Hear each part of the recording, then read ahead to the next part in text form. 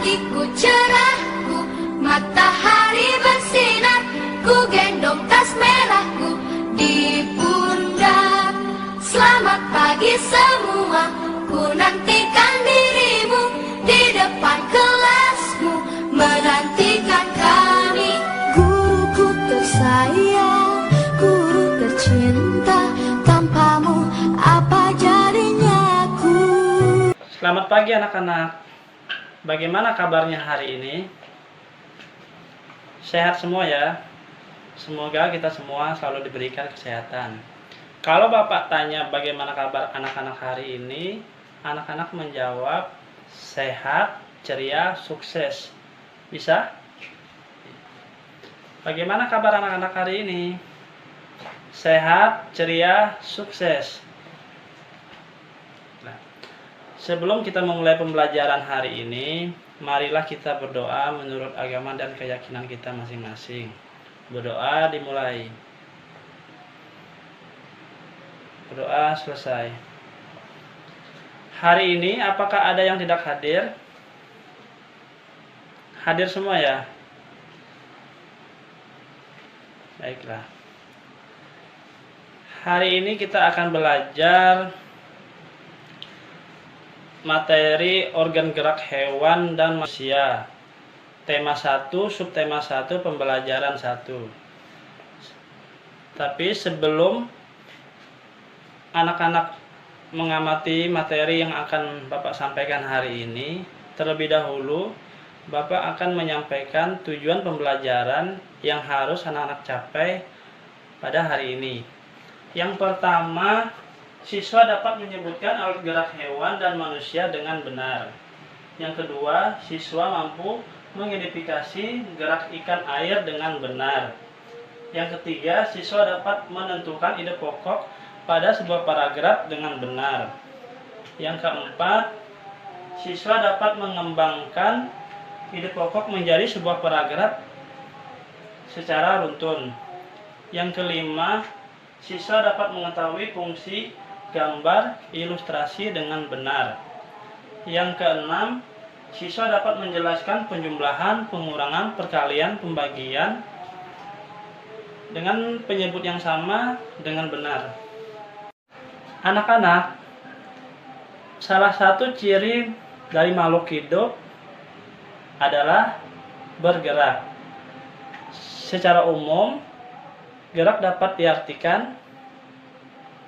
Ada yang tahu nggak apa pengertian dari gerak?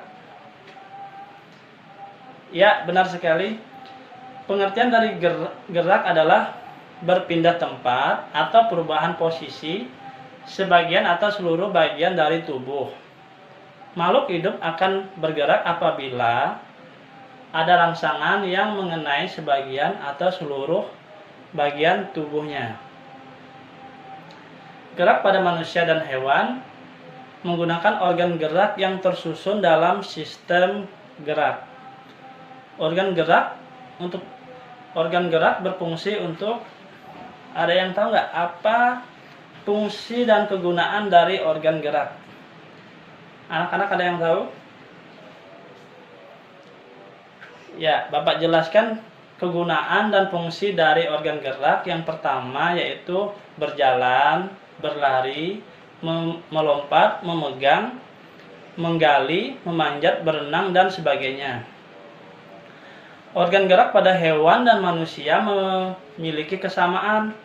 Alat-alat gerak yang digunakan pada manusia dan hewan ada dua jenis, yaitu organ gerak pasif dan organ gerak aktif. Anak-anak ada yang tahu nggak apa pengertian dari organ gerak pasif dan aktif? Organ gerak pasif yaitu berupa tulang, sedangkan organ gerak aktif berupa otot. Kedua organ gerak tersebut bekerja sama untuk melakukan gerakan. Kerjasama di antara kedua organ gerak tersebut membentuk sistem yang dinamakan sistem gerak. Tulang disebut organ gerak pasif karena tulang tidak dapat melakukan pergerakan sendiri. Pergerakan pada tulang terjadi akibat adanya gerakan dari otot yang melekat padanya. Jika otot yang melekat pada tulang tidak bergerak, tulang juga tidak akan dapat bergerak. Sedangkan otot disebut gerak aktif karena otot memiliki suatu senyawa kimia yang membuatnya dapat bergerak. Pada saat otot menempel pada tulang bergerak, otot tersebut akan membuat tulang bergerak. Berdasarkan ada atau tidak adanya tulang belakang hewan dapat dibedakan menjadi dua jenis, yaitu hewan vertebrata dan hewan avertebrata. Anak-anak ada yang tahu nggak apa pengertian dari hewan vertebrata? Ya, benar sekali, Fajar. Pengertian dari hewan vertebrata yaitu hewan yang memiliki tulang belakang. Contohnya seperti ada kelinci, sapi, kucing, ikan, kambing, harimau, dan lain-lain. Sedangkan hewan avertebrata adalah hewan yang tidak memiliki tulang belakang, seperti siput, ubur-ubur, laba-laba, cacing, kaki seribu, ada ular, dan lain sebagainya. Anak-anak, coba perhatikan contoh gambar hewan-hewan berikut ini. Yang pertama ada kelinci. Organ gerak pada kelinci, ada yang tahu nggak apa organ gerak pada kelinci? Organ gerak pada kelinci yaitu kaki. Fungsi dari kaki tersebut adalah untuk berjalan dan melompat. Yang kedua ada ikan. Anak-anak ada yang tahu nggak apa organ gerak pada ikan? Organ gerak pada ikan adalah sirip. Sirip terdiri dari sepasang, ada di bagian kanan dan bagian kiri, dan satu di belakang yaitu ekor. Selanjutnya ada ubur-ubur. Organ gerak pada ubur-ubur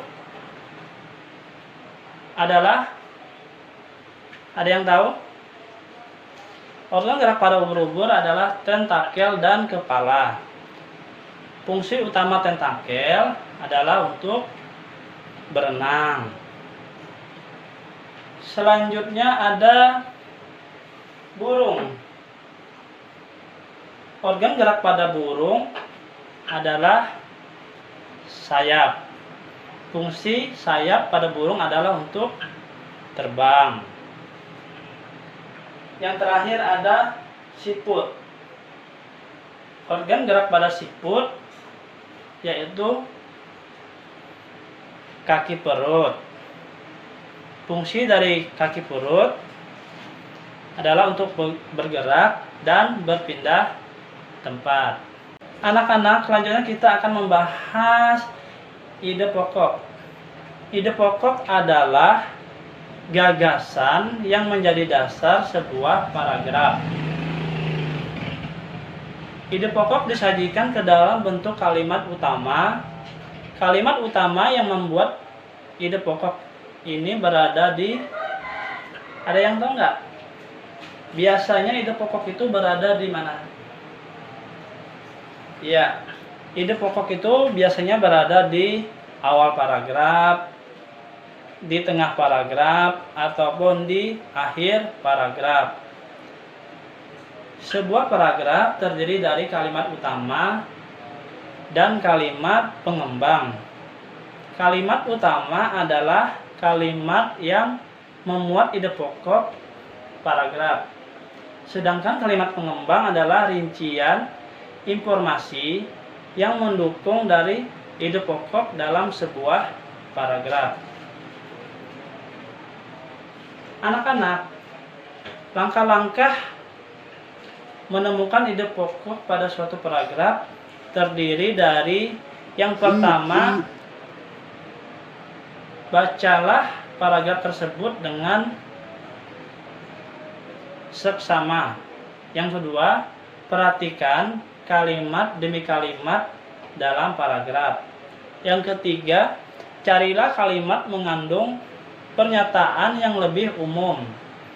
Yang keempat, rumuskan ide pokok dari kalimat tersebut. Sampai di sini ada yang ditanyakan? Sudah mengerti semua ya? Anak-anak, coba perhatikan gambar-gambar yang ada di sini. Yang pertama, ada kelinci sedang menyusui anak-anaknya. Seekor kelinci memiliki 3 anak. Induk kelinci sangat menyayangi ketiga anaknya. Anaknya yang sedang menyusu pada induknya. Induk kelinci dengan sabar menunggu anaknya menyusu padanya sampai kenyang. Yang kedua, di dekat semak-semak seekor kelinci yang kelaparan sedang makan wortel. Dengan lahapnya kelinci tersebut memakan wortel tersebut. Wortel merupakan makanan favorit bagi kelinci-kelinci tersebut. Yang ketiga, ada seekor kelinci sedang melompat-lompat. Kaki-kakinya yang kuat menghentak ke tanah sehingga lompatannya jauh dan cepat. Kelinci-kelinci itu berlompat mengitari kandangnya. Kelinci bisa melompat karena memiliki organ gerak yang yaitu keempat kakinya. Gambar-gambar tersebut merupakan gambar ilustrasi. Gambar cerita merupakan gambar atau serangkaian yang mengandung sebuah cerita. Contohnya, gambar ilustrasi. Pengertian dari gambar ilustrasi adalah gambar yang mendampingi sebuah teks atau cerita. Contohnya seperti ini, ada gambar, ada teksnya. Nah, ini dinamakan gambar ilustrasi. Adapun ragam gambar ilustrasi antara lain berupa cergam atau cerita gambar. Yang kedua ada komik, ada koper, ada kartun, ada karikatur. Fungsi gambar ilustrasi adalah untuk memperjelas isi buku, karangan, cerita, ataupun keadaan. Pembuatan gambar ilustrasi dapat dilakukan dengan mengikuti langkah-langkah berikut. Yang pertama, hal yang harus diperhatikan untuk pembuatan gambar ilustrasi yaitu yang pertama, menentukan ide. Apa itu ide? Ide gambar dapat ditentukan berdasarkan isi cerita atau teks. Jadi yang pertama itu kita harus menentukan ide dulu untuk menggambar ilustrasi. Langkah kedua yaitu menentukan media. Anak-anak, sebelum membuat gambar ilustrasi, kita perlu menentukan media gambarnya terlebih dahulu. Yang ketiga, membuat sketsa. Setelah membuat ide dan media gambar ditentukan, kita dapat memulai membuat sketsa. Apa itu pengertian sketsa, anak-anak? Sketsa adalah gambar sederhana berupa garis yang menggambarkan keadaan objek gambar. Yang terakhir, mewarnai gambar. Nah, setelah kita melakukan tahapan yang pertama, kedua, dan ketiga, selanjutnya kita mewarnai gambar. Tahap terakhir dari pembuatan gambar ilustrasi adalah tahap pewarnaan. Anak-anak, selanjutnya kita akan belajar mengenai macam-macam bilangan pecahan dan bagaimana cara penjumlahan, pengurangan, perkalian, dan pembagian dengan beda penyebut. Pecahan merupakan istilah matematika yang terdiri dari pembilang serta penyebut. Ada beberapa macam bilangan pecahan antara lain sebagai berikut. Apakah di antara anak-anak ini ada yang tahu apa saja macam-macam pecahan? Ya, yang pertama ada pecahan biasa. Pecahan biasa adalah bilangan yang terdiri dari pembilang dan penyebut. Di sini Bapak akan mencontohkan bagaimana pecahan biasa. Pecahan biasa itu adalah contohnya 1/4, 3/4, 2/5, 4/6, di mana pembilangnya berada di angka di atas sedangkan penyebutnya berada di bawah. Selanjutnya pecahan campuran. Pecahan campuran merupakan kombinasi dari bagian bilangan bulat dan bagian pecahan biasa. Contohnya 2 1/3, 4 3/5, 2 3/6, di mana bilangan bulatnya berada di angka 2, 4, 2, sedangkan bilangan biasanya berada di 1/3, 3/5, dan 3/6. Selanjutnya pecahan desimal. Apa itu pecahan desimal? Pecahan desimal merupakan pecahan yang penyebutnya 10, 100, ataupun 1000, yang selanjutnya dinyatakan dengan tanda koma seperti berikut. Contohnya 3/10. 3/10 menjadi 0,3. Sedangkan 22/100 menjadi 0,22. Selanjutnya ada pecahan persen atau per 100. Pecahan persen merupakan pecahan yang penyebutnya merupakan nilai 100 dan dinyatakan dengan lambang persen. Contohnya sebagai berikut. 6% dibaca menjadi 6/100. 15% menjadi 15/100. Di sini Bapak akan mencontohkan bagaimana cara penjumlahan, pengurangan, perkalian dengan masing-masing pecahan. Yang pertama, Bapak akan mencontohkan soal 3/4 ditambah 7/6. Nah, soalnya yaitu 3/4 tambah 7/6. Anak-anak bisa menjawab?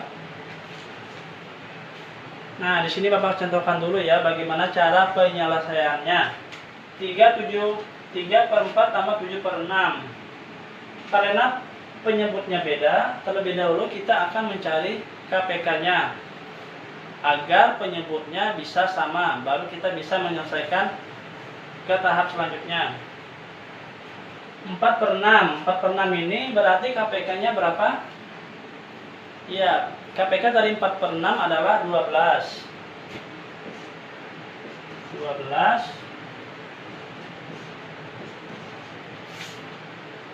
12 dibagi 4 hasilnya 3. Jadi 3-nya tetap di sini. Dikali 3. 12 dibagi 6 hasilnya 2. 7 dikali 2 sama dengan 3 kali 3 sama dengan 9 per 12 nya tetap, tambah 7 kali 2 sama dengan 14 per 12 sama dengan 9 tambah 4 sama dengan 13.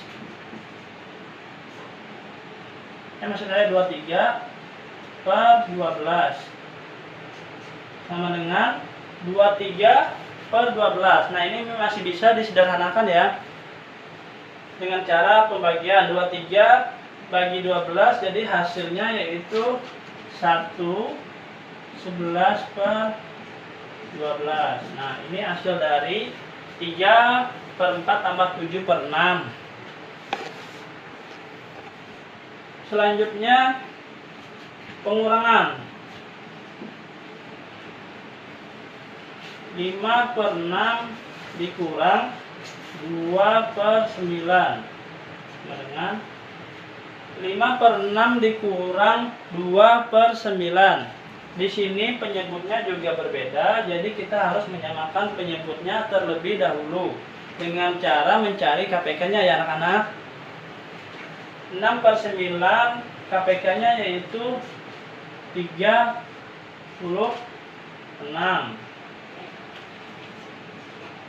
36 dibagi 6 hasilnya 6. 5-nya tetap dikali 6 dikurang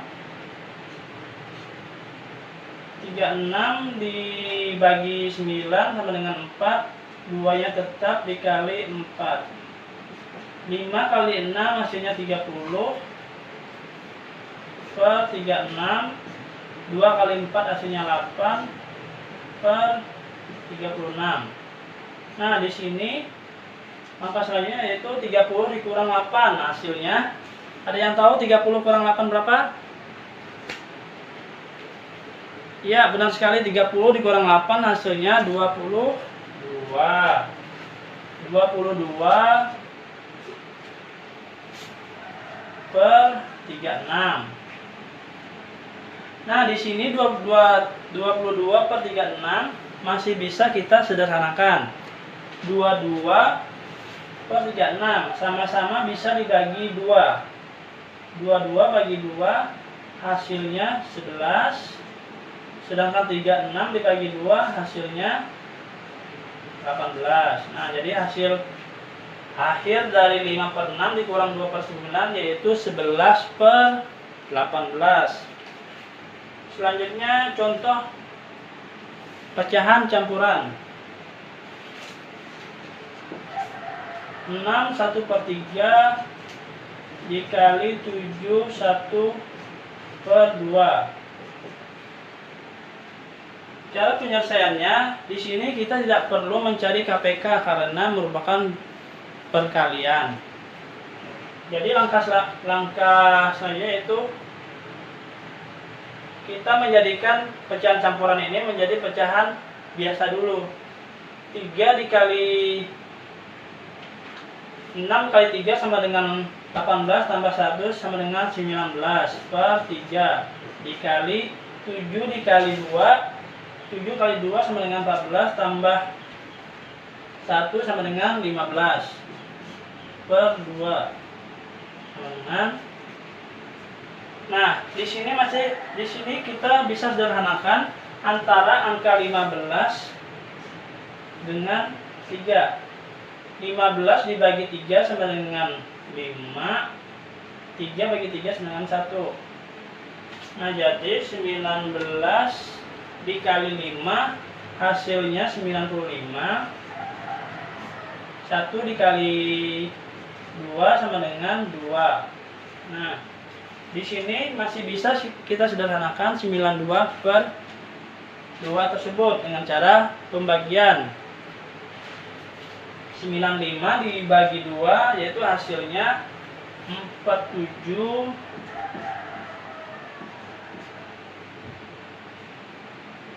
1 per 2. Nah, ini hasil akhir dari 6 1 per 3 dikali 7 1 per 2 yaitu hasilnya 47 1 per 2. Selanjutnya yang terakhir ada bilangan persen dengan bilangan desimal. Di sini kita gabungkan saja. Soal yang keempat, 60% ditambah 3,25 sama dengan.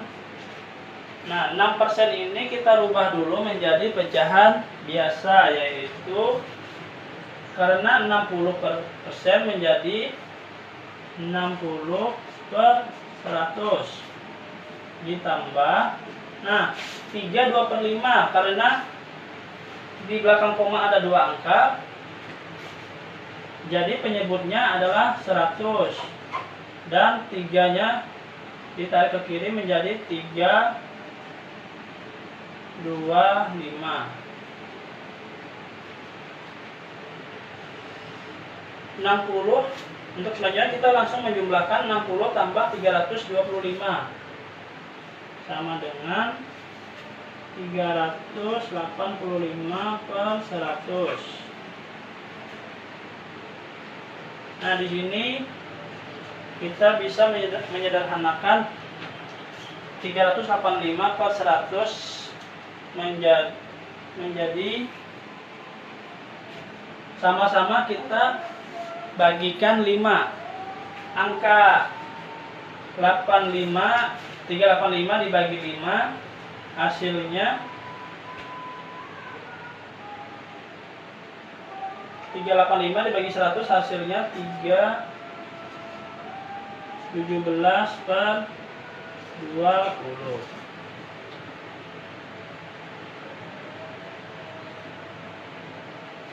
Ini sama-sama kita bagikan 5. 85 dibagi 5 hasilnya 17. 100 bagi 5 hasilnya 20.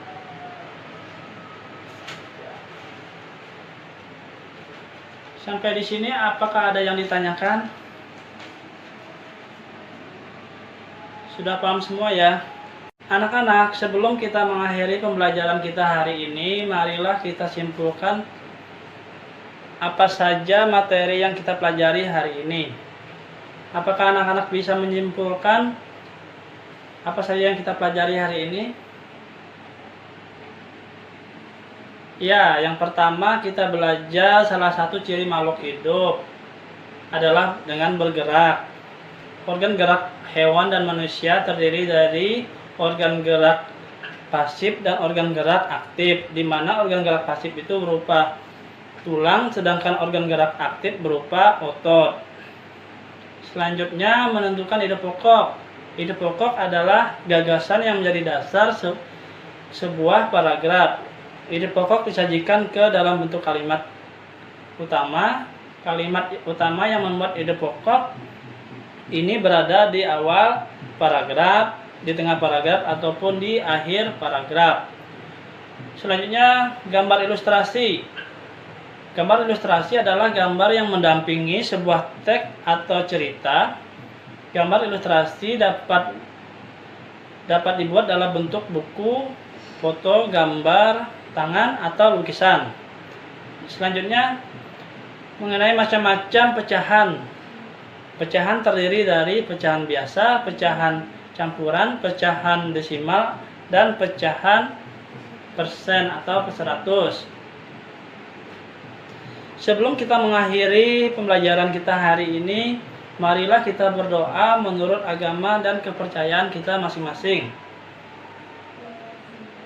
Berdoa dimulai. Berdoa selesai.